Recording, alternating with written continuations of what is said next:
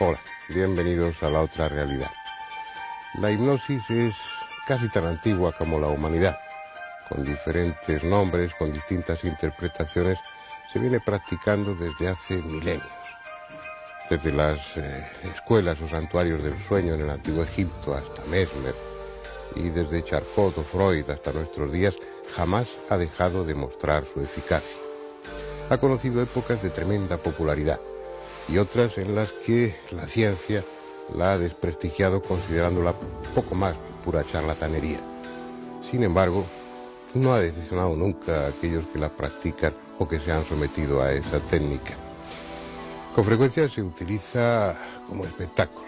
Hoy mismo en los programas de variedades de televisión suele incluirse un apartado, un acto de hipnosis en el que diferentes personas de las que asisten son sometidas a ese estado de conciencia especial y bajo esa situación realizan multitud de cosas divertidas. Eso no contribuye precisamente a su prestigio. Sin embargo, la utilidad de la hipnosis en la medicina y en la vida diaria es innegable. Sirve para suprimir el dolor, para buscar la raíz de nuestros traumas, de nuestras fobias, pero también sirve para abrir puertas, para despertar algo dormido en lo más profundo de nosotros mismos que nos permite cosas tan peculiares como la clarividencia, como recordar vidas anteriores. Es decir, la hipnosis no solamente tiene una utilidad práctica, sino que a nivel de investigación abre un enorme campo de posibilidades. Yo creo que merece la pena que nos ocupemos de la hipnosis con especialistas en la materia y descubramos, aunque sea parcialmente, las grandes posibilidades, el inmenso campo que se abre detrás de la hipnosis.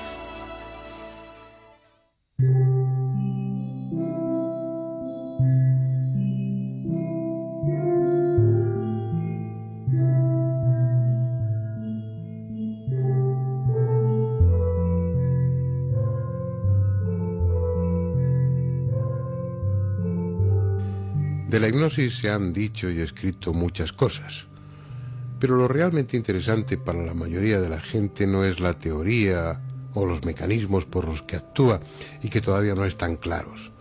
Lo interesante es la práctica, es decir, la técnica y los resultados. Así que hemos asistido a un curso de hipnosis para que a través de algunos fragmentos vean cómo se practica y qué estado se produce en el sujeto hipnotizado. No hubo preparación alguna. De hecho, la cámara se limitó a seguir lo que allí sucedía sin preocuparse demasiado de la calidad del encuadre y procurando no estorbar demasiado. Incluso la persona hipnotizada es David, nuestro ayudante de producción, protagonista improvisado en la mayoría de los planos, y por dos razones. La primera, que nunca hasta ese momento había sido hipnotizado y por tanto en modo alguno estaba condicionado, y la segunda porque el profesor del curso, Horacio Ruiz, que también nos acompañará en el coloquio, con su gran experiencia como hipnoterapeuta, determinó a los pocos minutos de conocerle que David podría ser un sujeto fácilmente hipnotizable. Lo primero que conviene aclarar es que si una persona no quiere, es imposible hipnotizarla. Se requiere en todo momento su colaboración. El hipnólogo va sugiriendo al sujeto sensaciones encaminadas a conseguir primero un estado de relajación profunda y luego, paso a paso, el descenso hacia un nivel de conciencia especial en el que no estará dormido, pero tampoco despierto en el sentido normal de la palabra, un estado que algunos llaman sonambúlico. Se entra en un grado de enorme sugestionabilidad. El sujeto siente realmente lo que el hipnólogo le dice que está sintiendo. Aunque no haya pegamento, siente sus párpados pegados. El cerebro vive con plena realidad lo que en ese estado se le sugiere. Si a pesar de tener los párpados cerrados, se le indicase que está ante un foco muy potente de luz, un electroencefalograma demostraría que el lóbulo occipital de su cerebro, que es donde se elaboran las imágenes, estaba comportándose como si en efecto se hallase ante una intensa luz. En este caso, David no está levantando el brazo, está permitiendo que el brazo se levante, que los músculos actúen sin darles conscientemente la orden de actuar. Pero de la misma manera que la conciencia se inhibe, se desentiende, por decirlo así, de lo que haga su brazo, también puede inhibirse de estímulos externos, como por ejemplo el dolor. Antes de haber llegado a este estado, hubo algunos momentos que sirven para ilustrar perfectamente cómo el sujeto no está dormido, sino que percibe cuanto sucede en su entorno, reaccionando adecuadamente a lo que esté pasando. Si hubiera un incendio, se levantaría y echaría a correr como cualquiera. Si lo que sucede a su alrededor es divertido, sonreirá sin que ello quiera decir que no esté hipnotizado. Los ojos, dentro de un rato, cuando abras los ojos, tendrás muchas ganas de darle un abrazo a Andrés Adrasturi. Tendrás muchas ganas. Puede que te resistas, puede que digas, yo no lo voy a hacer, pero te aseguro una cosa, que hasta que no le des un abrazo, no vas a salir de este trance. La sensación de peso, la sensación de sopor, de sueño, te va a acompañar. En el momento que le des un abrazo a Andrés Adrasturi, despertarás, te encontrarás súper relajado, muy a gusto, muy bien. Atención, 1, 2, 3, abre los ojos, puedes levantarte, puedes hacer lo que quieras.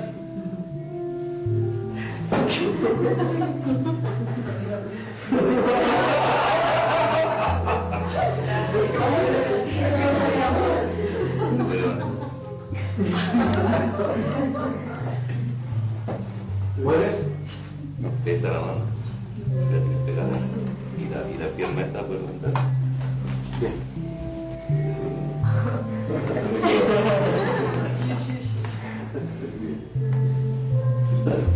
Más tarde David nos recordaba haber abrazado a Andrés porque al hacerlo estaba aún en un estado intermedio, sin plena conciencia.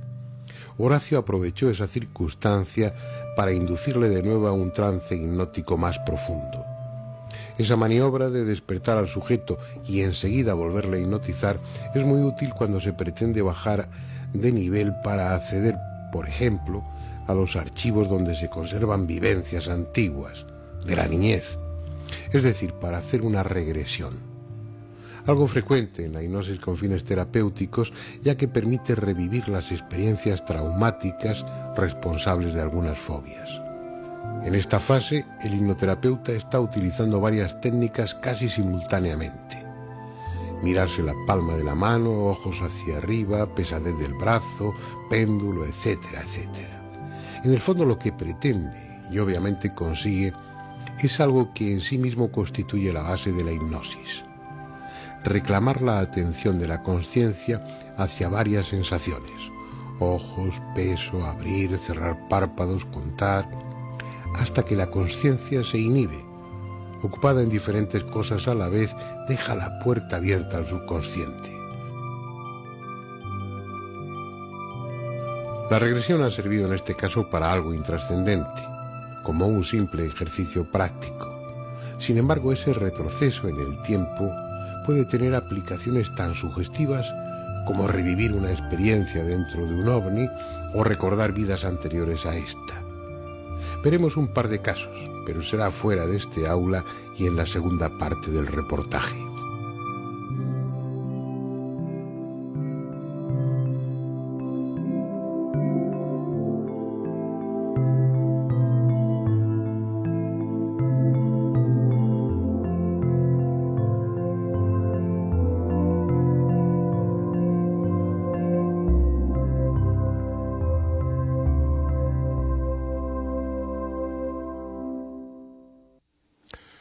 Vamos a conocer a nuestros invitados de esta noche. Ellos, con su experiencia, creo que van a aportar diferentes puntos de vista y muchos datos fundamentales para que al final tengamos una idea más clara sobre lo que es la hipnosis y cuáles son sus aplicaciones y cuáles son esos campos que mencionaba en la introducción de la mente que se abren a través de esa puerta que es la hipnosis. Ramón Ruiz, que bueno, tiene una tremenda experiencia en la hipnosis, en estados alterados de conciencia, experiencia ajena y también experiencia propia, que espero que tengas la deferencia de compartir con nosotros esta noche. Sin duda. Muy bien. Francisco Chelós, médico psiquiatra, se doctoró en Francia. Como psiquiatra tiene también una larguísima experiencia, a pesar de lo joven que es. Gracias, Bernardo. Y que bueno, como todos los psiquiatras tenemos o tiene alguna relación más o menos estrecha con la hipnosis, pero que nos va a aportar un punto de vista de las aplicaciones terapéuticas que tiene la hipnosis dentro de la psiquiatría y la psicología. Horacio Ruiz, hipnólogo, hermano de Ramón. Yo los tenía puestos en orden contrario, entonces Ramón, entre sus méritos, figuraba ser hermano de Horacio. Así es. Al iniciar la presentación ha sido al revés. Ahora entre tus méritos está ser hermano de Ramón. Ser hermano de Ramón, exactamente. Horacio Ruiz lleva muchos años dedicado a la hipnosis como hipnoterapeuta, también en la investigación, hemos colaborado juntos en muchas ocasiones. Y bueno, dentro del campo de la regresión, por ejemplo, que es un tema que inevitablemente saldrá en el coloquio, pues su experiencia es dilatada. Ya hablaremos de todo ello después. Bueno, y falta alguien, un especialista en lo que es estar dormido, en lo que es estar aparentemente muerto y sin embargo estar viviendo otra experiencia diferente, ¿no? Que es Guillermo Alonso, también médico cirujano, jefe de anestesiología y reanimación del Hospital Arnau de Vilanova. Que bueno, que tu trabajo consiste fundamentalmente en tener a la gente dormidita, pero no muerta, ¿no? Sí, eso es lo que se pretende. Y yo creo que también tu punto de vista va a ser muy interesante. Vamos a ello. A mí se me ocurren muchas cuestiones, muchas preguntas que probablemente se estén haciendo ustedes. La hipnosis, aunque estemos familiarizados con ella, desde el punto de vista del no experto, del no profesional, bueno, produce una cierta inquietud. Uno se pregunta si le pueden hipnotizar, aunque uno no quiera, aunque uno no se preste, si una vez que está en estado de hipnosis se convierte en algo así como una especie de zombie, obligado a hacer todo lo que el hipnólogo quiere. No sé, incluso la propia moralidad, si, como ha sido tema o argumento en muchas películas, si en estado de hipnosis uno es capaz de cometer actos delictivos o actos inmorales. Yo creo que debiéramos comenzar, si os parece bien, por deshacer esos tabús, o al revés, o si a lo mejor es verdad y uno se convierte cuando le hipnotizan en poco menos que un servidor inconsciente del hipnólogo. ¿Quién empieza? Si quieres yo rompo el fuego. Pues rompe el fuego. Fernando, diciendo que por supuesto habría que desdramatizar ese temor ancestral que existe hacia la hipnosis, que hoy la hipnosis es un instrumento de trabajo terapéutico altamente valioso y que sin duda alguna en algunos momentos se ha frivolizado la utilización de este método que, como tú decías muy bien al principio del programa, tiene una enorme antigüedad, pero que actualmente tiene aplicaciones francamente valiosas y positivas. Bien. Estáis todos callados. ¿Qué esperáis? ¿Que No. yo os vaya preguntando? Si queréis os pregunto, pero lo haré poniéndoos en aprietos. Bien. Mejor que no. Mejor que no. Esas preguntas que yo he dejado ahí en el aire. Si yo no quiero, ¿me pueden hipnotizar? Pues la respuesta en principio sería que no. Es decir, que nadie puede ser hipnotizado en contra de su voluntad y realmente toda hipnosis es autohipnosis. Existe ciertas personalidades que son más sugestionables, más receptivas y que son más influenciables a ser hipnotizadas. Pero en general y salvo rarísimas excepciones, podemos decir que para entrar en hipnosis tiene que cooperar uno al 100%. Cuanto más coopere uno, más entra en hipnosis. Pero eso, por ejemplo, lo acabas de decir, ya suscita otro elemento de polémica o algo que conviene ser aclarado. Yo recuerdo, por ejemplo, cuando Charcot fue uno de los impulsores o de los protagonistas dentro de la hipnosis, aunque no fuera realmente un hipnólogo. Charcot en la Salpêtrière empezó a practicar la hipnosis. Lo hacía con pacientes histéricos, fundamentalmente con mujeres histéricas, que entraban habitualmente en trance con facilidad, y entonces se generó la idea de que cuanto más histérico, cuanto más neurótico es uno, más fácilmente es hipnotizable, lo cual pues te lleva a la posición de no admitir o no querer admitir que eres fácilmente hipnotizable, porque eso implicaría que eres inseguro, neurótico, histérico. ¿Eso es verdad o no? Yo tuve la suerte de trabajar justamente en la Salpêtrière, como becario que fui en un principio del gobierno francés, y en el anfiteatro Charcot es donde yo trabajaba y impartía también cursos, y lo que sí que te puedo asegurar es que ahí se creó un mal precedente, como tú has apuntado muy bien, de que eso era solo para neuróticas, histéricas, etcétera.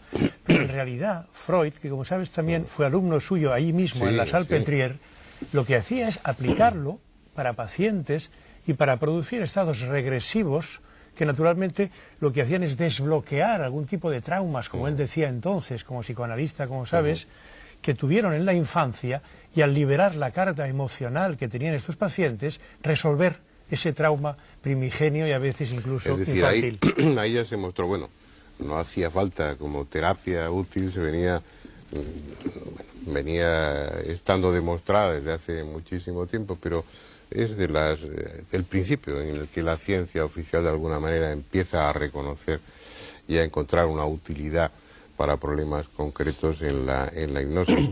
Pero yo querría saber si los que tenéis experiencia directa en el tema compartís esa idea popular, y yo creo que equivocada, de que cuanto más tonto es uno o cuanto más neurótico es uno, pues más fácilmente es hipnotizable, y que las personas inteligentes no cuesta trabajo hipnotizarlas. No, todo lo contrario, sino que la experiencia clínica, terapéutica, demuestra que si una persona tiene una buena capacidad de concentración, una buena capacidad de imaginación, de visualizar, es decir, si cuanto mayor capacidad tiene mental de seguir las indicaciones del terapeuta, más fácilmente entra en hipnosis. Es decir, tienes que cooperar, tienes que colaborar, y esto lo demuestra también el hecho de que personas muy mayores, que tienen mucha dispersión mental, que no se pueden concentrar, o los niños muy pequeños, o personas con incapacidad, algún problema de carácter psicológico, pues son muy difíciles, por no decir imposible, hipnotizar. O sea que cuanto más inteligente, es decir, una mente más o menos normal, con capacidad de entender lo que te dice el terapeuta y de seguir sus indicaciones, más fácilmente entras en hipnosis. Entonces, ¿por qué te cuesta tanto hipnotizarme a mí? Pues porque tú eres muy inteligente. Pero ¿no crees también que tiene relación y que lo guarda directamente con el hecho de eso que denominamos en psicología la capacidad de sugestión? Es decir, de verdad hay personas fáciles y personas difíciles de hipnotizar. Y en función de ese carácter o personalidad de cada uno, si se deja o no se deja, como se dice coloquialmente, si entra en trance con facilidad o no, es cuando puede ser más susceptible como tratamiento terapéutico. Sí. Guillermo, puedo alterar los miedos también. Mirad, en toda la historia de la anestesiología, que es apasionante, sabéis que antes de Morton y antes de inventar el protóxido de nitrógeno y todos aquellos, y luego los halogenados y tal, pues se buscaban técnicas para poder intervenir a un sujeto sin que se muriera, sin que se muriera de dolor. Porque al fin y al cabo el anestesiólogo lo que hace es defender al paciente de la agresión del cirujano. Bendita agresión, pero una gran agresión que le cuesta la vida. Entonces, aquello fue una opción en principios de siglo, pero que se desestimó. Y no sé por qué la razón. Sé que algún tipo de cirugía, me imagino que será enormemente difícil y costoso llegar al trance hipnótico tan profundo para que no sienta cómo le quitan la vesícula o cómo le hacen una resección de recto, vamos. Lo veo francamente difícil. Sin embargo, yo sí que hice alguna experiencia de estas, pero en una intervención, en una herniorrafia normal, y un sujeto que me lo pidió quería ser operado sin anestesia, sin sedación, sin nada en absoluto, un ser excepcional. Y luego surgió una gran amistad con este sujeto. Bueno, pues la cuestión es que este problema nos hubiera resuelto muchos temas en la anestesiología. Es muy importante porque la sugestión, y lo que hacemos sobre todo ahora en las visitas preanestésicas, es realmente quitarles el miedo y disponer o hacer una disponibilidad del sujeto para que no tenga un estado alterado, nervioso, excesivo, y pueda dejar fluir su vida. La cuestión es que, y esto se hace, y esto lo estamos haciendo. Yo, cuando estudiaba algo de hipnología, pues hacía pruebas. Por ejemplo, con el pentotal sódico en la mano, le insinuaba a la paciente, vas a sentir esto, y le iba insinuando lo que teóricamente sentiría si yo realmente le estuviera metiendo el pentotal sódico, y no le metía ni gota.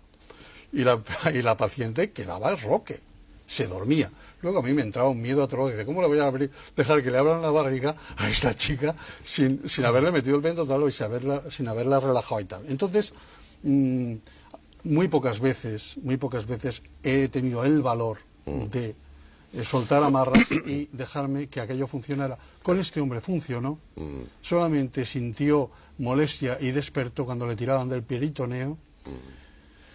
Hice como una anestesia, me acordaba de un eminente médico de aquí de Valencia, una anestesia evolutiva, le ayudé para que esas sensaciones nociceptivas, dolorosas, las bloqueara antes de llegar al consciente y funcionó muy bien. Eso nos lleva a un tema que a mí me apasiona y que supongo que estaremos todos de acuerdo, que es el de la hipnosis ante el dolor. ¿Hasta qué punto, y tú eres anestesista y lo sabes, eso tiene aplicaciones? Paco, estoy hablando, diciendo unas cosas que son habituales, pero que son tremendas en sí mismas. El dolor es una de las cosas que más nos complica la vida. Tiene, por supuesto, un carácter útil, es defensivo, nos alerta sobre la enfermedad y demás, pero el dolor nos amarga la vida. Y resulta que con la hipnosis es tremendamente fácil suprimir el dolor.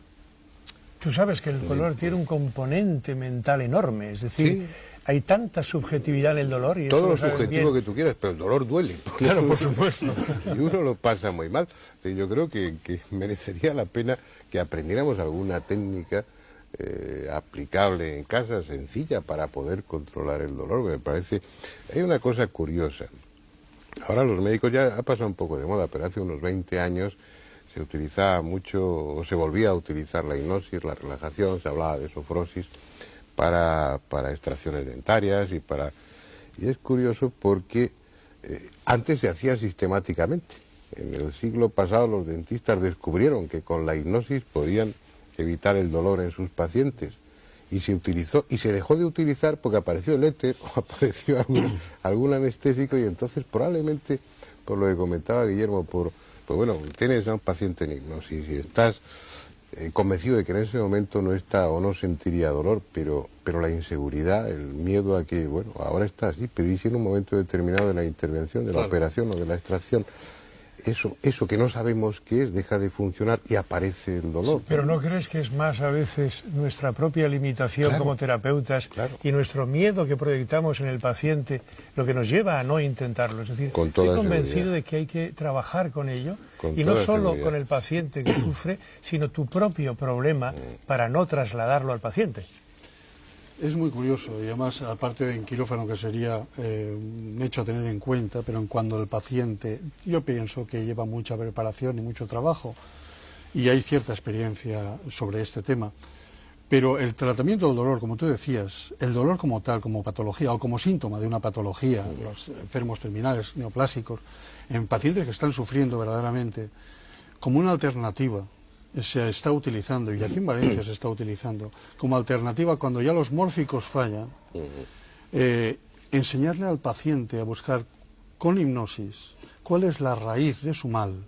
Y ahí entramos ya en un campo que es ya apasionante y esotérico, porque realmente te está saliendo ya del hecho de que tiene un cáncer, produce esto, sino qué es lo que le ha producido este cáncer, por qué, porque esta niña de 13 años está terminal y con fuertísimos dolores y con MST y que realmente pues está teniendo un final. ¿Y cuál es la razón y por qué se consiente esto y por qué está pasando ahí? Hay tantos interrogantes. Estamos hablando del dolor, pero el campo es tremendamente sugestivo. En ese estado, y esto os lo pregunto a Ramón y a Horacio, porque practicáis y tenéis una experiencia muy directa como hipnoterapeutas, y es un poco más para Horacio y para Ramón, que eres más teórico, ¿no? ¿O sigues practicando? Práctico. Más que práctico, sí. Bien. Que es, bueno, en ese estado de conciencia especial, porque yo no sé qué es la hipnosis. La gente habla de sueño, hablamos de sueño, no tiene nada que ver con el sueño, el que está hipnotizado no sé cómo está, ahora me lo contarás, ahora hablamos de ello. Pero parece que en ese estado especial de conciencia uno tiene acceso a una información, a un conocimiento sobre uno mismo que a nivel consciente no tiene. Entonces, a nivel de fabulando, yo me he planteado muchas veces, bueno, una persona en hipnosis profunda no la puedes hacer primero que te cuente, que él entienda, que descubra, como decía Guillermo, cuál es la patología, la génesis, la intimidad de lo que está pasando. Si la mente tiene esas capacidades que tiene, y que en la hipnosis además pues son muy claras, el que le salga a uno una polla tocándole con una pluma, o el quitar el dolor, o hacerle sentir frío o calor, es decir, ese control de la mente sobre el cuerpo no se podría aplicar para las células tumorales, por ejemplo. darles una orden en ese estado, decir, bueno, ahora que estás en este nivel de conciencia, métete ahí en tus células tumorales y darles la orden de que dejen de incordiar y que empiecen en beneficio del resto del organismo, que se mueran. A mí me gustaría, ¿qué se puede hacer? aprovechando que hay 3 doctores y antes de que intervenga Ramón, contar 2 experiencias prácticas breves de lo que hemos hecho con unas personas en relación al dolor, que como bien acabas de indicar es subjetivo, y como continuación a lo que plantea Fernando de ese tremendo poder que tiene la mente pues para hacer cosas que muchas veces, digamos, la ciencia todavía no llega a discernir, no sabe qué ocurre. Por ejemplo, en el Hospital Txagorritxu de Vitoria, una señora de 80 años, con un marcapasos, 7-8 años colocado, y una de las válvulas le provoca una gravísima infección. Nos llama al equipo, la hija era doctora, había sido alumna de uno de los cursos de hipnosis que habíamos dado nosotros, y nos llama para ver si podíamos intervenir, podíamos hacer algo a la madre, puesto que no la podían anestesiar químicamente, era diabética, tiene un tipo de alergia y no la podían anestesiar. Y como habían oído hablar de que la hipnosis a veces suplía la anestesia química con anestesia hipnótica, a ver si podíamos hacer algo. Estuvimos, contado brevemente, 4 horas en el quirófano, ayudando al equipo de cirujanos que intervinieron. Entonces a esta señora se le hipnotizó, se le dio una palabra clave, como sabéis, para disociarla, que se disocie del cuerpo físico, que se traslade psicológica, mentalmente a otro lugar y su cuerpo físico esté totalmente anestesiado, insensible, un poquito ajeno a lo que está viviendo su conciencia, que está en otro sitio. Después de 4 horas de intervención, de estar acompañándola continuamente, cuando parece que salía un poquito del trance y que podía notar un poco molestia con la palabra clave que habíamos acordado, pues yo estaba allí continuamente controlando el proceso y salió contando chistes a las enfermeras. O sea, esto es un caso concreto y específico que mediante la hipnosis y los ejercicios de visualización a una persona que, dicho sea de paso, entraba muy bien en hipnosis, porque habría que hablar qué personas pueden entrar en un grado tan profundo como para poder hacer esto. Y otro caso, una doctora... A mí me gustaría saber qué intervención se le hizo a esta mujer. Se les claro, trajo no es lo mismo. Se les trajo el marcapasos y hubo que colocarle de nuevo la válvula. Un marcapasos interno y se le podía meter un marcapasos interno. 4 horas duró la intervención. Pero no le tocaron válvula, no abrieron corazón. No. Era extraerle todo el aparato y volvérselo a colocar por el cuello, Bueno, etc. sí, es fácil. 4 horas duró la intervención. Claro, entonces ella estaba... La hija al principio nos había llamado no tanto por la intervención en sí, sino por el pánico. El pánico de los días anteriores, que la madre tenía, una mujer tan mayor, y claro, como no podía ser anestesiada químicamente, pues la mujer estaba aterrorizada. Y era para calmar, reducir el nivel de ansiedad. Claro. Yo quiero en ese sentido, si me permites, Horacio, romper una lanza en favor de lo que se denomina, médica y quirúrgicamente, lo de la preanestesia. Tenemos todos un miedo escénico tremendo, no solo a entrar a un quirófano, sino, como tú decías, Fernando, ante el dolor y el sufrimiento. Y todo lo que sea previo, todo lo que alivie, todo lo que dé confianza y seguridad, creo que es absolutamente indispensable. ¿Cuánta gente va realmente con susto, con miedo y con un síndrome realmente de ansiedad y de angustia a cualquier tipo, incluso a un examen? Yo recuerdo, Fernando, cuando yo de niño iba al colegio a un examen oral, la noche anterior yo no dormía para nada y llegaba al examen muy disminuido porque el miedo, la preocupación y sobre todo aquel escenario y aquel montaje me impresionaban altamente. Quiero decir que todo lo previo a algo fundamental, trascendente o importante, yo creo que es susceptible de tratamiento hipnótico, porque es una herramienta, es un arma muy eficaz. Sí, ahí entran en juego muchos aspectos que la medicina no considera con la suficiente importancia, ¿no? Que es que muchas veces el acto quirúrgico empieza no horas, sino hasta días antes, ¿no?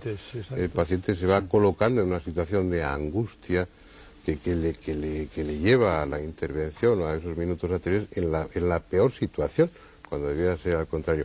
Pero tú le preguntabas, Guillermo, a Horacio el tipo de intervención, cómo, y en la pregunta daba la impresión de que piensas que depende de la agresividad de la operación el que la hipnosis puede ser o no puede ser efectiva, ¿no? Mira, se han utilizado hipnosis, o llámale como quieras, para cirugía vascular periférica, varices y demás, es cierto, y con éxito, algunas hernias, partos. Y realmente cambiar un marcapasos, bueno, hay que abrir pero no metes un cable, o bien te metes por subclavia o te metes por femoral el cable hasta llegar a implantarlo en el corazón, y el marcapasos lo implantas debajo de piel. Es tejido celular subcutáneo, debajo va el marcapasos. No es tan agresivo para el físico, para el cuerpo humano, no es tanto, pero es muy útil. Quiero decir, chapó por esta técnica, porque tan importante es esa intervención como cualquier otra. Y hay una serie de intervenciones que sí que serían óptimas para hacer este tipo de cosas, de anestesia. Y me parece... ¿Extracciones dentarias? Sí, sí. Pero claro, el dentista no se juega más que le duela un poquito el diente, o que el nervio cuando le mete en el canal le pueda molestar. Pero el terror nuestro sería que tuviera un shock por dolor si no funciona, claro, el sistema. Imagínate que se le pasa el efecto eso y está con la tripa abierta, con separadores, con pinzas dentro. El pánico. Eso... Es curioso, es curioso. Pero eso te has asegurado antes, te has preparado mucho. Por ejemplo, este caso de Pero no, siempre lo de cuenta hierbo siempre te queda la duda, ¿no?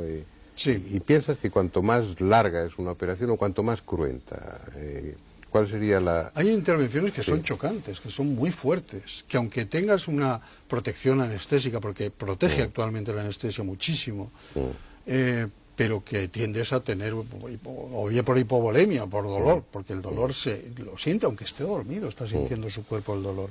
Tal es así, que aunque esté inconsciente el paciente totalmente, me sube la frecuencia cardíaca, me sube la tensión y me está indicando, tengo dolor, y tengo que meterle más analgésicos, además mórficos.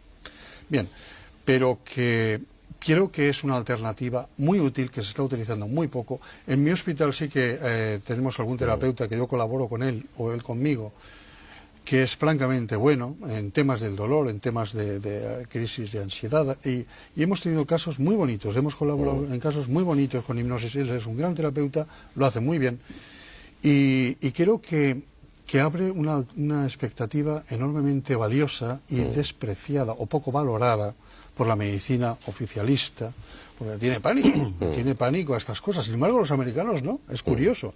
Cuantísimos psiquiatras americanos están utilizando la hipnosis, o psicólogos. Sí, luego en la segunda parte yo creo que hablemos de eso. Ahora estamos ya a punto de tener que entrar en publicidad, pero llevamos 20 y tantos minutos y yo todavía no sé lo que es la hipnosis. Estamos hablando de sus aplicaciones, de su innegable eficacia como herramienta contra el dolor, como anestésico, pero... ¿En qué situación? Cuando alguien se hipnotiza, ¿qué es lo que está? ¿Dormido? Sí, antes que llegar ahí, ¿no? Antes que llegar ahí, me parece que es importante no ir solamente, porque cuando nos están escuchando, y esto me parece que es muy importante desde el punto de vista práctico, no solamente la hipnosis es válida, puede ser una alternativa a la anestesia o ayudarse con la anestesia. Me parece que hay muchas cuestiones del vivir diario, que es importantísimo con la hipnosis, es decir, problemas de fobias, de disfunciones que tenemos, de ansiedad, todo eso degenera una serie de enfermedades de relación con los demás, en definitiva, de vivir mejor y de ser más felices y de conocernos a nosotros mismos un poquito más. De poco nos sirve en un momento determinado saber los grandes mecanismos que hacen volar un avión si realmente somos incapaces de comunicarnos pues con nuestra mujer, con nuestros hijos, con nuestros vecinos. En ese sentido, la hipnosis es muy importante porque nos ayuda a conocernos a nosotros mismos, saber en qué situación estamos, y realmente luego nos ayuda. Y quiero contar un casito muy corto. No sé si dejarte, Ramón, que te interrumpa, y empezar en la segunda parte del coloquio contigo, que además nos has intervenido apenas. Perfecto. Y en este poquito tiempo que queda antes de ir a publicidad, explícame tú qué es estar hipnotizado, ¿en qué estado está uno? Es estar con un estado alterado de la conciencia, es decir, nosotros tenemos una conciencia, ahora en la que estamos normalmente nosotros, que es el estado de vigilia, es poner al cerebro, a la mente, ponerla que emita unas frecuencias determinadas, para que sea el cerebro receptor de toda esa información que nosotros le vamos a dar, para que sea capaz de procesar. Es decir, es como el ordenador, que lo tenemos que poner de una manera determinada para que pueda procesar. No tiene que ver con el sueño. No.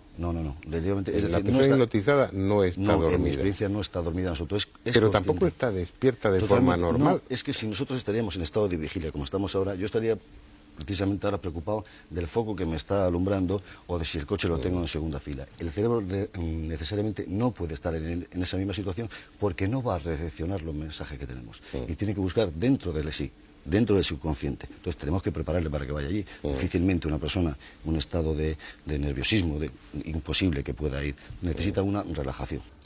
Bueno, pues si a ustedes les parece bien y a nuestros invitados también, vamos a ver la segunda parte del documental.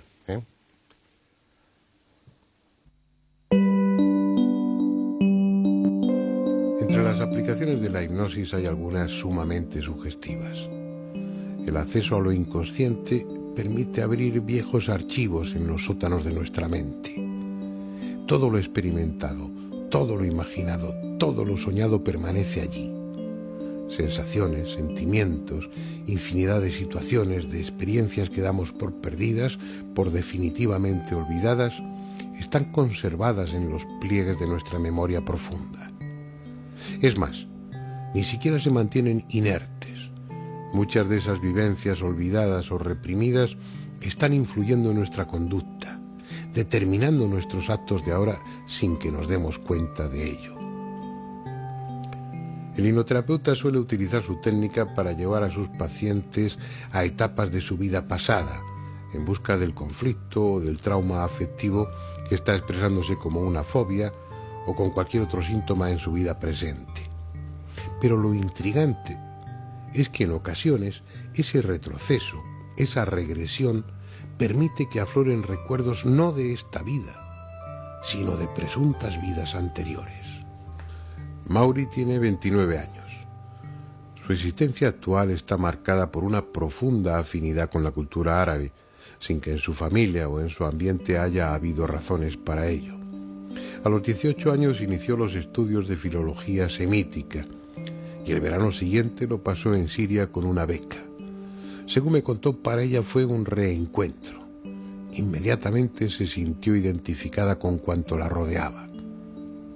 Un verano después obtuvo de nuevo una beca y volvió, conviviendo en esta ocasión con una familia siria, integrándose con sus modos y costumbres desde el primer momento. No pensaba en la reencarnación, aunque no dejaba de sorprenderle esa sensación de sentir como propia una cultura tan diferente a la suya, hasta que un día, curioseando en el zoco de Alepo, el más antiguo de Siria, un objeto la atrajo como un imán. Era un viejo y costoso anillo que terminó comprando. Al tenerlo en su mano supo que, contra toda lógica, había sido suyo antes. Por eso está sometiéndose a sesiones de hipnosis regresiva. Quiere saber qué fue y qué hizo en una vida anterior. Cada cual puede darle a la hipnosis regresiva el valor que quiera. Científicamente nada prueba, pero en muchos casos aporta datos que, en efecto, parecen proceder de vidas anteriores a esta. Mauri ha ido reviviendo, por así decirlo, fragmentos no de una, sino de 3 vidas previas a esta. En todas ellas fue una mujer árabe, y tal como afirman los reencarnacionistas, en esas vidas pasadas estuvo vinculada a personas con las que en esta vida actual tiene estrecha relación, como sucede con Richard, su pareja.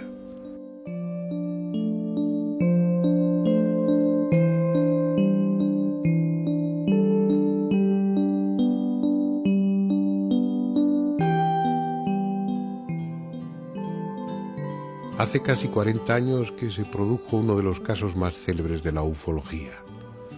Un matrimonio norteamericano, los Hill, tuvo un encuentro cercano con un ovni. En su experiencia faltaban 2 horas de tiempo, 2 horas de las que no recordaban nada. Sometidos 3 años después a hipnosis regresiva por el doctor Benjamin Simon, revivieron lo que había sucedido durante ese tiempo borrado de su memoria. Habían sido llevados por la fuerza al interior de la nave y allí, entre otras muchas cosas, sometidos a una minuciosa exploración. El rigor de la investigación realizada por el NICAP, el Comité Nacional de Investigación sobre Fenómenos Aéreos, y la honradez del matrimonio Hill no permitieron sombra alguna sobre la autenticidad del caso. Se abrió así el capítulo de las abducciones, de los secuestros en el fenómeno ovni. Desde entonces han sido muchos los casos estudiados de personas que han vivido o creído vivir experiencias similares, con lagunas en su memoria que a través de la hipnosis regresiva han podido recordarse total o parcialmente. Rosa es una de ellas. Su supuesta abducción se produjo hace más de 20 años. Iba en coche con su compañero de entonces por una carretera cercana a Madrid, bien entrada la noche, cuando vieron una extraña luz que desde el horizonte parecía dirigirse hacia ellos. Finalmente, se trataba de un objeto volante no identificado de gran tamaño que se colocó cerca del suelo y delante del automóvil.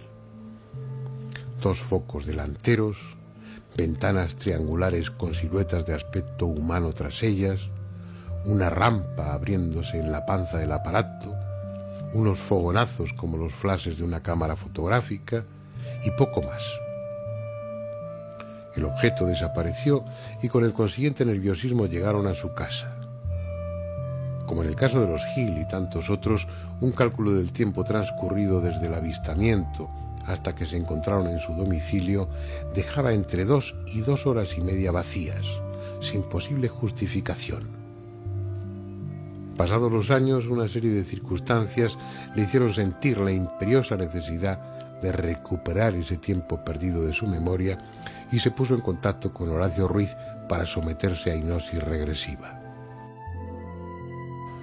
El primer paso en una regresión de esas características es situar a la persona en los acontecimientos previos a la amnesia, llevarla a revivir lo que recuerda, pero en estado de hipnosis. En esa situación no solo recuerda los detalles con más claridad, sino que revive las emociones. En este caso, la irritación que le producía la falta inicial de interés por la luz que manifestaba su novio.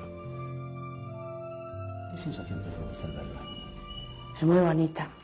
Pero no me da tiempo a decirle nada porque da una curva, el idiota, porque va muy deprisa, es un imbécil.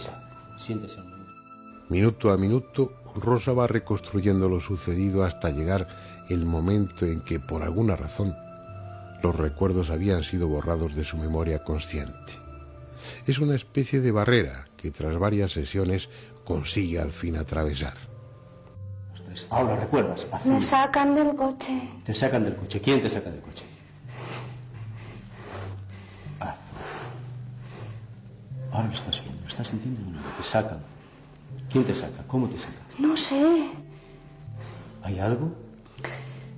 ¿Fuerza, una energía, una luz? ¿Qué es lo que está sucediendo? Me sacan. ¿Pero no sabes quién? Se abre la puerta del coche y me sacan. La puerta, ¿quién la ha abierto? Azul, ahora. Ahora estás reviviendo ese momento. La puerta se está abriendo y ahora sabes qué o quién te está... Unos seres. Unos seres. ¿Los ves? Sí, no. No. ¿Qué? ¿Sientes una fuerza, una energía? ¿Qué? Estoy en una camilla. ¿Dónde estás? Estoy dentro. Es difícil valorar el grado de fiabilidad de los relatos obtenidos en estas condiciones. Deseos y temores reprimidos, fantasías, fragmentos de sueños están ahí presentes y pueden enmascarar los hechos o falsearlos por completo. Mi opinión personal, desde el punto de vista técnico, es que su experiencia es verídica, psicológicamente hablando. Yo no puedo entrar a opinar, a emitir un juicio de valoración sobre la realidad o no del fenómeno físico en sí. Yo no sé si ha estado en la nave o no ha estado en la nave, pero desde el punto de vista psicológico y emocional la experiencia es real. ¿En qué me baso? Pues en lo que llamamos el lenguaje no verbal, respiración, cómo cambia la respiración, se hace una respiración más superficial, más relajada, más nerviosa, en relación a la experiencia que está teniendo. Cómo le cambia la asimetría facial, incluso el tono muscular, también el movimiento palpebral. Cuando una persona está dormida en la cama, sabemos que está soñando por el movimiento REM, movimiento rápido ocular, es decir, que sus ojos siguen la frecuencia de lo que estamos viendo, de lo que está viendo. O sea que observando detenidamente este comportamiento físico, este lenguaje no verbal, yo diría que lo que está viendo ella es real, es auténtico. Si es invención o no del subconsciente, ahí lógicamente no podemos entrar, yo al menos no entro. Pero desde el punto de vista psicológico, sí es real la experiencia. Eso es mi opinión. Pero este programa de hoy no está dedicado al fenómeno de las abducciones, y sí al de la hipnosis. Así que dejemos a Rosa reviviendo su extraña aventura y volvamos al estudio para reanudar el coloquio.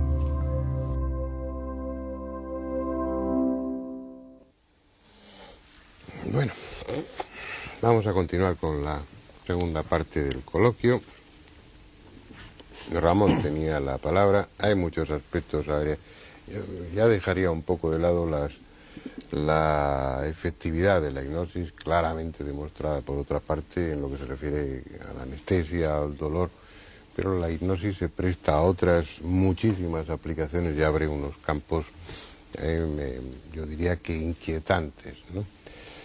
Y vamos a ocuparnos un poco de eso, pero tú tenías que contarnos. Primero, yo no sé si quedó claro lo que es estar hipnotizado o no. Pues nos íbamos a ir a publicidad y el documental y yo no sé si los espectadores tendrán claros qué nivel de conciencia, qué estado de conciencia es el que está presente en la hipnosis. Es un estado alterado de la conciencia. Pero cuando se dice un estado alterado de la conciencia, no tenemos que entender nada peligroso ni nada extraño del otro mundo. Es decir, cuando una persona se está en casa relajándose con una música clásica, tranquilo, está en un estado distinto de conciencia que como está normalmente cuando está conduciendo, cuando está leyendo o cuando está realizando otras funciones. La hipnosis, yo creo que es importante decir que la hipnosis es una herramienta útil, muy útil, desmitificar la creencia que hay cierta peligrosidad, que alguien dentro de la hipnosis, haciendo una práctica de regresión, haciendo una concentración, haciendo una meditación, se puede quedar colgado, se puede quedar en un estado que luego él no va a poder ser la persona que era antes. Sí, que es un temor común. Guillermo en el descanso lo planteaba. Sí, la gente tiene miedo a que le hipnoticen y luego, ¿qué pasa? ¿Me puedo quedar ahí? No, en absoluto, no se puede quedar ahí. De todas maneras, tenemos que decir también que cuando alguien... No se queda nadie. Si al hipnólogo le da un infarto, se tiene que ir corriendo y deja ahí a la persona hipnotizada, ¿qué pasa con ella? Ahí pasa exactamente lo mismo que imaginemos, por hacer imaginemos que nosotros estamos en un estado sin hipnosis, es decir, un estado profundo de relajación. O alguien se toma un ansiolítico, se toma una pastilla que a uno le relaja, ¿no? Es decir, ¿qué es lo que sucede si el médico no está? Que los efectos se van a pasar, es decir, la persona no va a estar eternamente relajado. Es decir, la persona eso que de la novela de Allan Poe, el caso de Valdemar, que se queda años ahí. Otra cosa distinta es que la persona, por eso tiene que estar siempre en manos de especialistas, de terapeutas, de profesionales. Otra cosa es que la persona tenga alguna serie de disfunción, tenga un problema psíquico, que eso es otro tema. Por tanto, tiene que ponerse siempre en manos de terapeutas profesionales y de médicos. Pero en el sentido de la hipnosis como método de relajación, como método de conocerse a uno mismo, tiene unas utilidades muy grandes. Y quiero poner un ejemplo, ¿no? Es decir, de andar por casa. Yo tuve un compañero que tenía un problema en el sentido de que él llevaba dentro del Departamento de Recursos Humanos pues las relaciones, lógicamente, con todo el personal. Esta persona, en el momento determinado que se suscitaba algún problema, que es un buen profesional, tenía el problema de que tartamudeaba. Al tartamudear, esta persona lo que hacía es evitar los conflictos que se producían con el tema de personal, que son innatos en los departamentos de recursos humanos, y hacía dejación, lógicamente, de sus obligaciones, y a la larga tenía problemas él con la dirección de la empresa. Por métodos de relajación, por métodos de hipnosis, este hombre aprendió a corregir su tartamudez. Él supo cuál era el problema, lo trató y ya no tartamudeaba. ¿Eso qué le dio a este hombre? Le dio una seguridad en sí mismo, en su trabajo, que lógicamente desempeñaba luego sus funciones. Por tanto, es muy importante y tiene una validez increíble dentro de este campo. ¿Pero qué hizo la hipnosis ahí, por ejemplo? ¿Qué hizo la hipnosis con él? Primero, ir a la raíz del problema. De todas maneras, Horacio es el terapeuta que es el que está más cualificado que yo. No, pero que está contando la historia. Pero en este sentido fue una relajación. ¿Conocerás el argumento? Sí, perfectamente conozco. Una hipnosis regresiva. Es decir, este hombre, por método de la hipnosis... Una hipnosis regresiva. Regresiva a la infancia. Que a través... Mira, ya entramos. Bien. Ya no hablamos de anestesia, no hablamos de inhibir el dolor y esas cosas. Es decir, en un estado de hipnosis...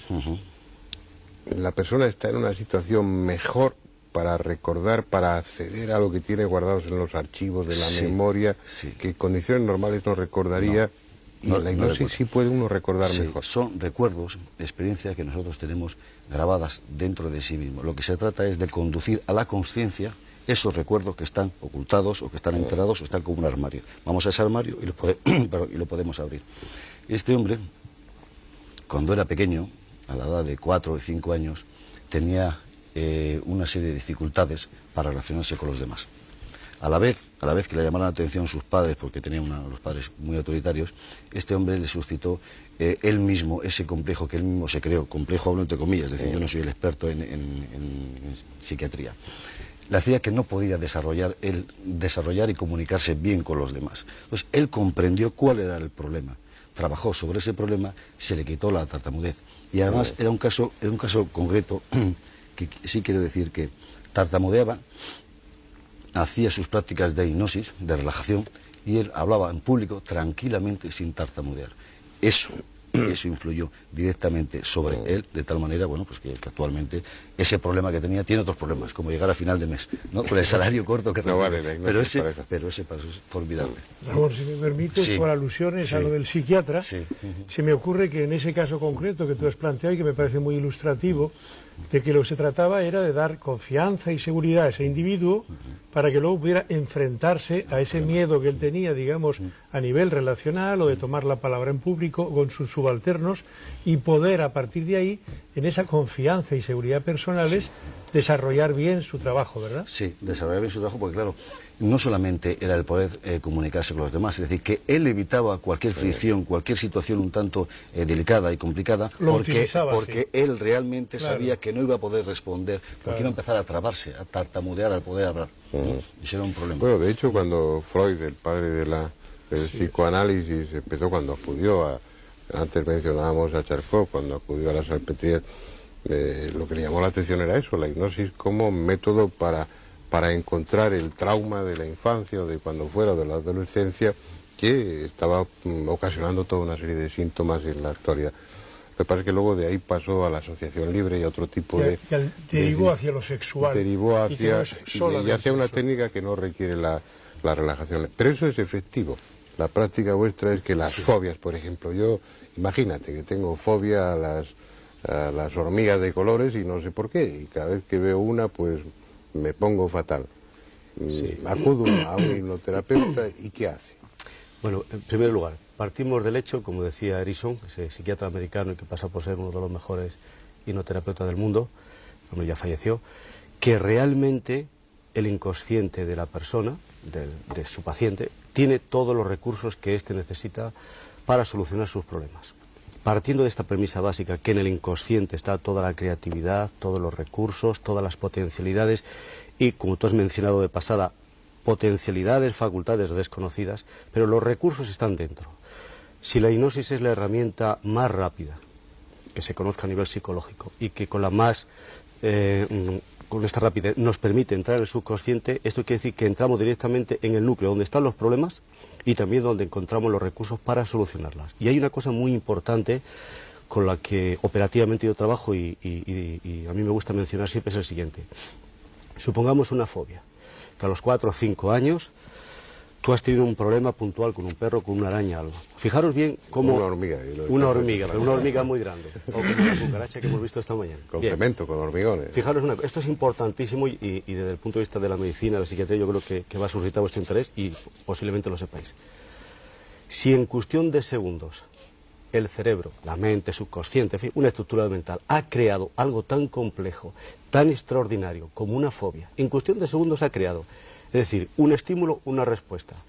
En cuestión de segundos se ha creado una fobia al perro, a la araña, lo que sea. Y después, durante 10, 15 o 20 años, ante el mismo estímulo, siempre como un ordenador perfecto, damos la misma respuesta. Pues la conclusión siguiente es fácil. Si entramos en el nivel de la mente capaz de crear algo tan extraordinario, en este caso la solución, también tiene que ser relativamente fácil solucionar el problema, porque así, si ha sido capaz de crear una fobia, tiene que ser capaz de crear la solución. Y con la hipnosis, que es la herramienta más rápida y más profunda, entramos en el núcleo donde toda esta potencialidad se puede utilizar. Esta es un poco la teoría y la práctica. Y eso está bien, lo que pasa es que, bueno, solucionáis esa fobia, pero ese pobre hombre o esa pobre persona que ya tenía donde colocar su angustia, y, bueno, pues eso es otra la historia. cristaliza aquí, Eso es otra ahora historia, me quita la fobia a las hormigas, ahora que hago con la angustia, acabará desarrollando pues otra fobia. Canalizar esa energía. Pero es importante justamente lo que tú apuntas, en la medida en que muchas veces se desplazan los síntomas, se desplazan las fobias a otro lugar o a otra cosa distinta. Pero estoy convencido de que la hipnosis tiene esa capacidad de rapidez entrando en el núcleo del problema para, si no enuclearlo, al menos sí resolverlo.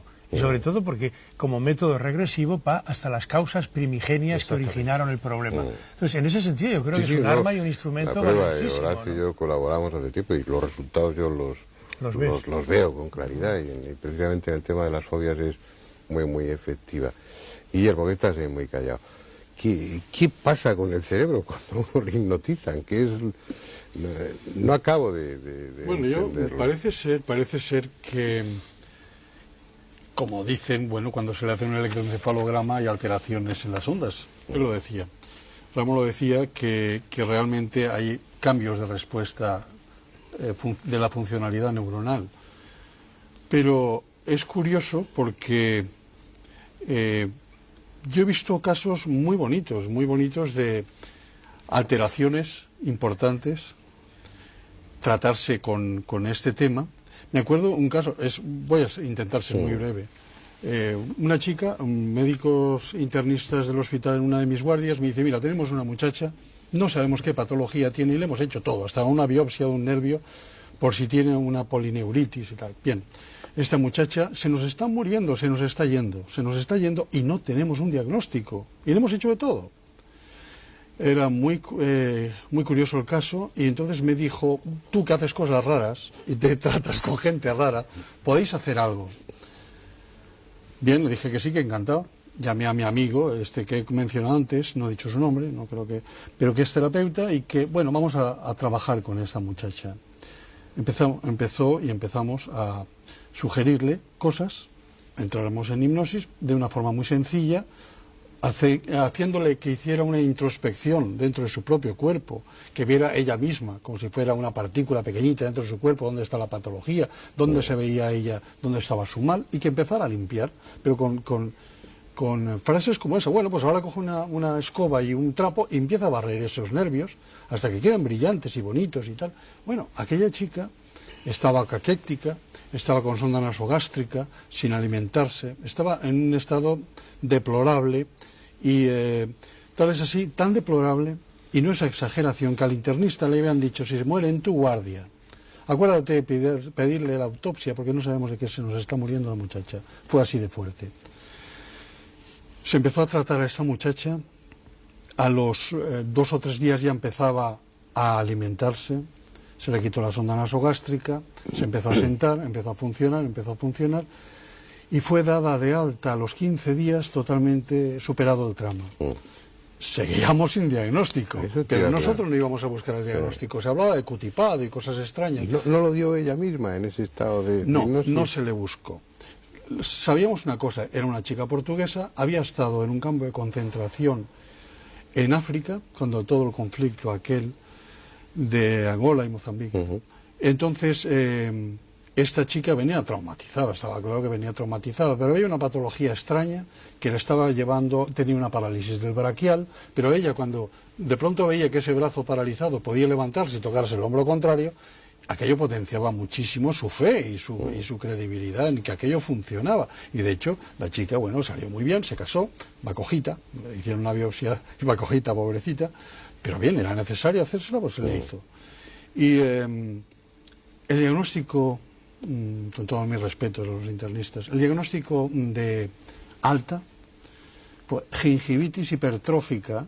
Y yo me quedé, bueno, tenía una gingivitis como cuando una intoxicación por hidantoínas que se ponen muy hipertróficas. Gingivitis es una inflamación de las encías. Sí, la mandé a un amigo dentista, le arregló la boca y quedó muy bien. Se lo hizo todo en plan graciable, claro. Pero que fue una bendición aquella muchacha. Bueno, ahí ha funcionado perfectamente, ¿no? Y ha salido adelante. El diagnóstico es surrealista. Totalmente. Yo te quería comentar, Guillermo, y es una cosa que me viene muy cercana por el trabajo también profesional. ¿Hasta qué punto hay un montón de enfermedades que son un cajón desastre y que en esos casos, como decías bien tú, Horacio, tienen una aplicación directa? Porque cuántas veces los médicos, y en tono el mea culpa como médico, no sabemos exactamente un diagnóstico preciso, pero que sí, por ejemplo, comentábamos en un principio, en la clínica del dolor y en cualquier tipo de sufrimiento, es altamente eficaz.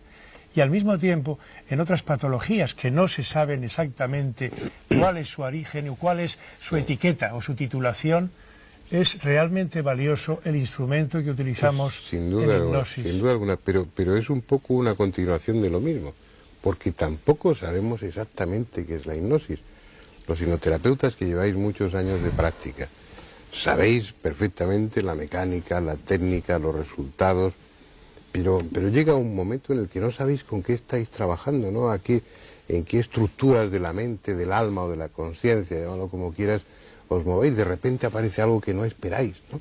Yo que sé, una paciente de hipnosis se ponga a hablar en un idioma que no es el suyo, por ejemplo, como tú bien conoces.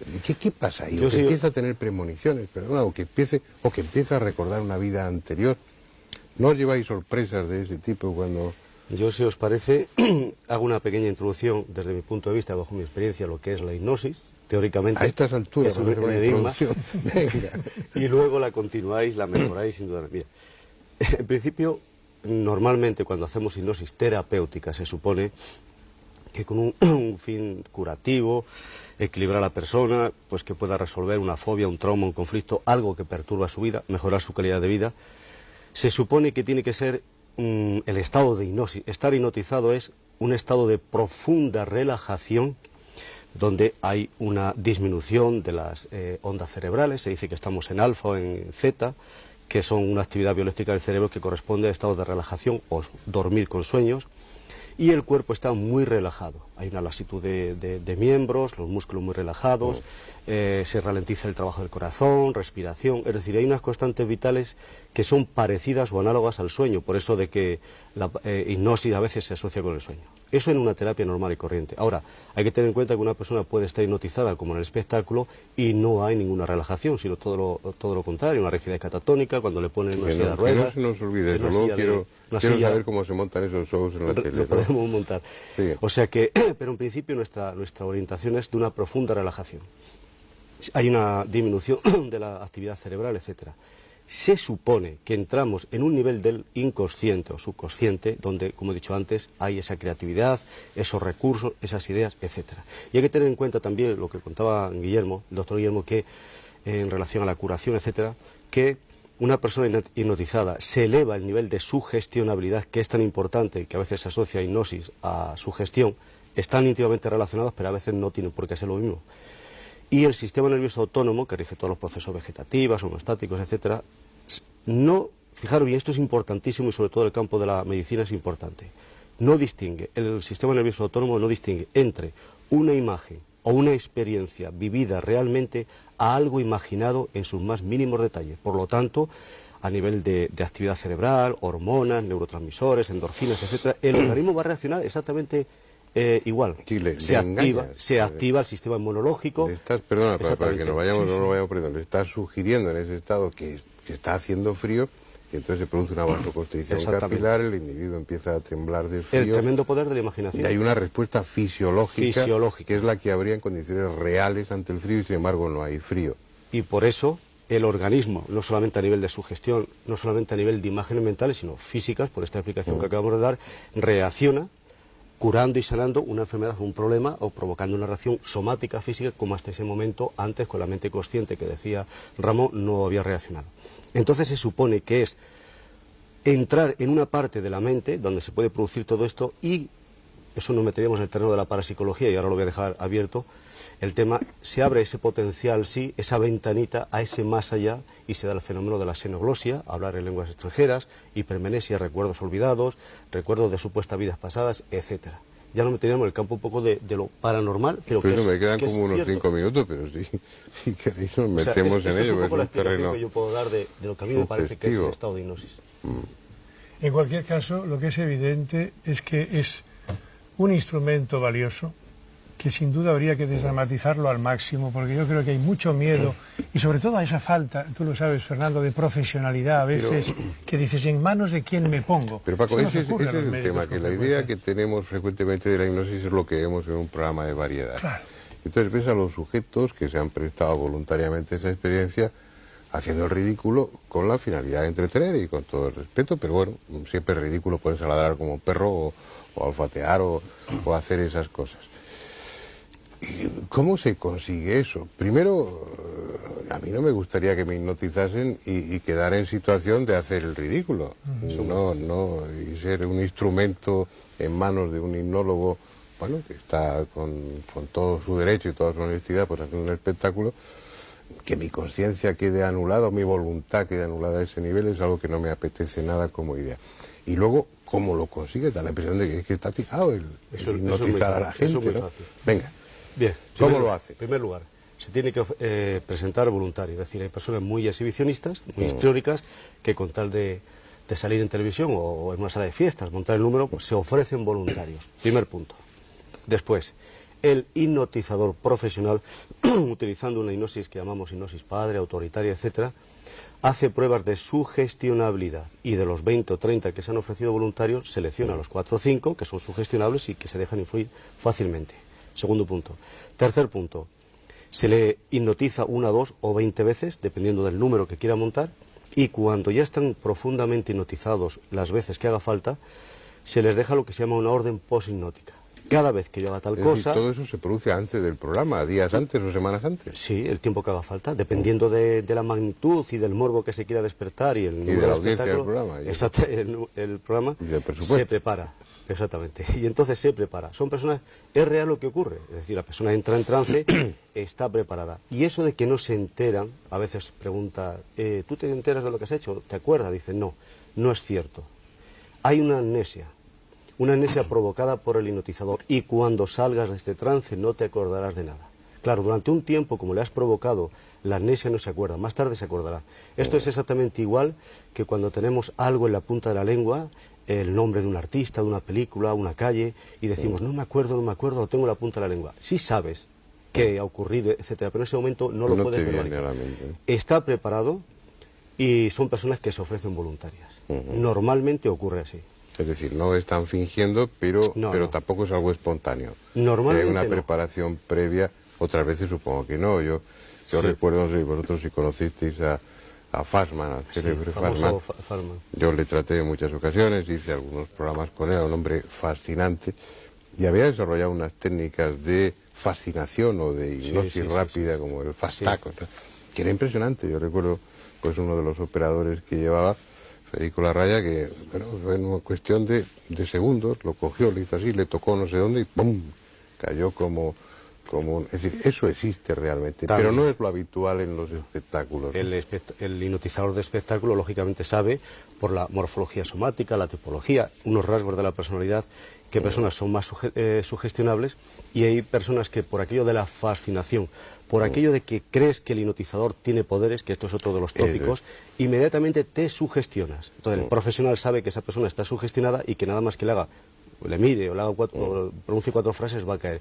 El profesional de espectáculo lo sabe y juega con esas personas. Nos lleva de la mano justamente al tema de antes, y es a que la confianza que tú depositas en el médico, terapeuta o hipnotizador es tan indispensable que el poder de la mente mueve montañas, y como en este caso vemos, indudablemente eso es lo que resuelve de inicio el que pueda entrar en trance y trabajar con él abiertamente, ¿no? Yo haría una especie de balance o de resumen, me parece, estoy totalmente de acuerdo con lo que dices, que es, primero, que si uno no quiere no se le puede hipnotizar. Es decir, tienes que colaborar para entrar en un trance, en un estado hipnótico. Segundo, que en realidad no te meten en el estado hipnótico, eres tú el que vas entrando en ese estado, y el hipnoterapeuta, el hipnólogo, te va conduciendo, te va ayudando a que entres ahí. Tercero, que en hipnosis no te ves obligado a hacer aquello que no harías estando consciente. Exactamente. Es decir, esa idea, por ejemplo, bueno, pues las mujeres que quedan en manos de un hipnólogo inmoral, pues una vez que están en hipnosis, él se va a aprovechar y va a hacerlas el amor y cosas por el estilo, eso no es posible. Eso es prácticamente imposible. Ella en ese estado pues reaccionaría igual que si estuviera despierta. Exactamente. Salvo que ella haya un deseo inconsciente y entonces se deja llevar. Esto es igual que cuando las 2 copitas de más. Que cuando tienes 2 copitas de más te atreves a cantar, a contar chistes, a hacer cosas que en estado aparentemente normal no haces. Y te desinhibes. Pero normalmente no haces nada que atente contra tu moral, tus códigos éticos, ni nada. Bien. Aún así, la hipnosis no es algo que se pueda o se deba practicar como un juego.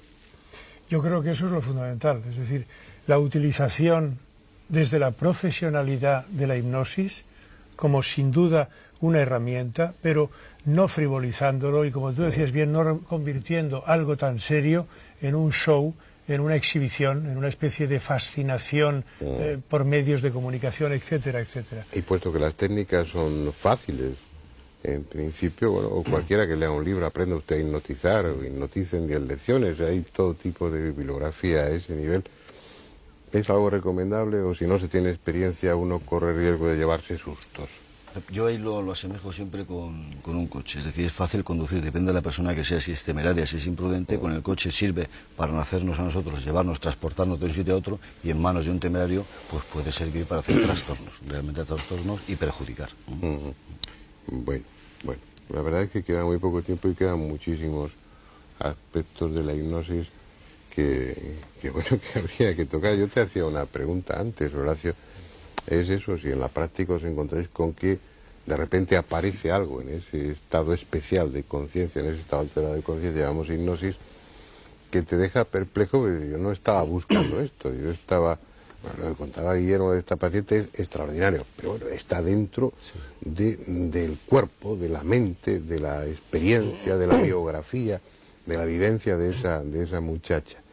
Pero no sé, que de repente te empiece, pero lo decías en Aulosea, lo dices como, bueno, como algo, no, es que en hipnosis se puede hablar en alemán, puedes hablar en alemán o en arameo, sin que conscientemente tenga acceso a esos idiomas. Eso la primera vez tiene que sorprender, que impactar.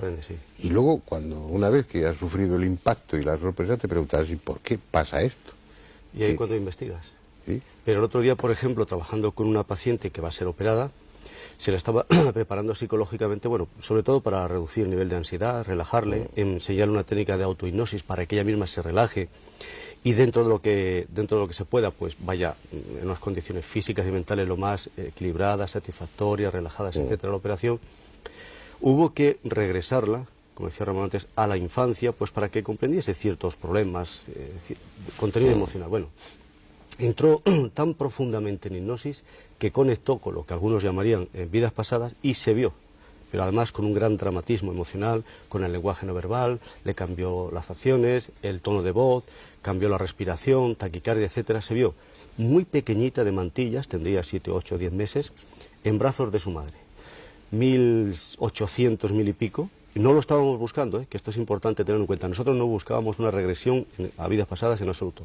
Se vio en brazos de su madre y su padre discutían porque la iban a dar en adopción a alguien. Y ella vivió durante pues casi 10-15 minutos del trance hipnótico una gran angustia porque decía no quiero que me den, no quiero que me den. Sufría mucho porque supuestamente en aquella vida pasada sus padres eran muy pobres y la iban a dar en adopción. No lo estábamos buscando.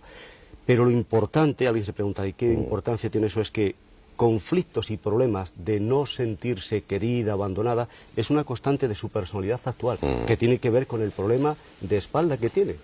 O sea que ahí el subconsciente nos llevó sin buscarlo al origen, al problema o supuesto problema, para que comprendiésemos el presente. O sea que el campo de posibilidades es extraordinario. Y lo que habéis dicho, que a veces en hipnosis, si se tiene que ser, hay que tener cuidado, no hay que tener cuidado, claro, hay que ser un profesional cualificado, tener experiencia y tener sobre todo lógica y sentido común, porque cuando se presenta un caso como este o parecido, ¿qué haces? ¿Qué vas a decir? No, yo simplemente, lo que tú decías, abundando en ello, el que hay casos, como tú has citado, excepcionales, pero yo me siento ciudadano de a pie, me siento televidente también, y me pregunto en qué casos particulares la hipnosis es aplicable. Y por supuesto, tú has citado ya algunos, esas fobias y esos miedos, esas obsesiones, esas neurosis en general, en la clínica del dolor, todo tipo de dolor, sufrimiento, y también, y por qué no, en casos terminales, y eso creo que vale la pena poner el acento en este programa para que muchos lo sepan, como pueden ser casos de cáncer, problemas tumorales, casos de SIDA, etcétera, etcétera. Estoy convencido cada vez más que si damos buena prensa a esa técnica y la aplicamos con seriedad y con rigor, sin duda alguna, tiene una gran eficacia. Bueno, se nos ha acabado el tiempo. No hemos entrado en los aspectos más sugerentes, hombre, ya son muy sugerentes, muy inquietantes lo que hemos dicho aquí, pero sería el aspecto más práctico, más útil de la hipnosis. Yo creo que cuando hablemos de otros temas, como el de la reencarnación, por ejemplo, sería la ocasión para que o todos o la mayoría de vosotros volvierais al coloquio y entonces ya nos metiéramos en la hipnosis como camino de investigación en la posibilidad de la reencarnación, dejar sobre el tapete, eso se está utilizando como terapia por muchos psicólogos en Estados Unidos y también aquí en Europa, en la que se busca la solución o la causa de traumas, ¿no?, de traumas, de fobias, de problemas neuróticos y demás, se busca la causa no en la infancia, sino en vidas anteriores, ¿no? Esa regresión a otras vidas como terapia y sobre todo como investigación.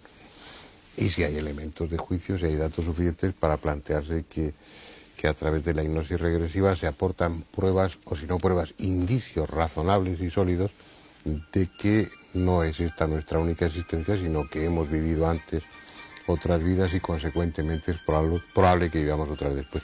Pero eso lo comentaremos cuando llegue el momento de hablar de la reencarnación.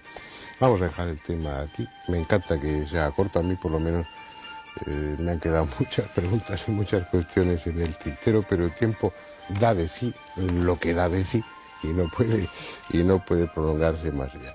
Muchas gracias por su presencia y hasta la semana que viene, que volveremos con otro tema que espero y deseo que sea de su interés. Gracias a vosotros y hasta siempre.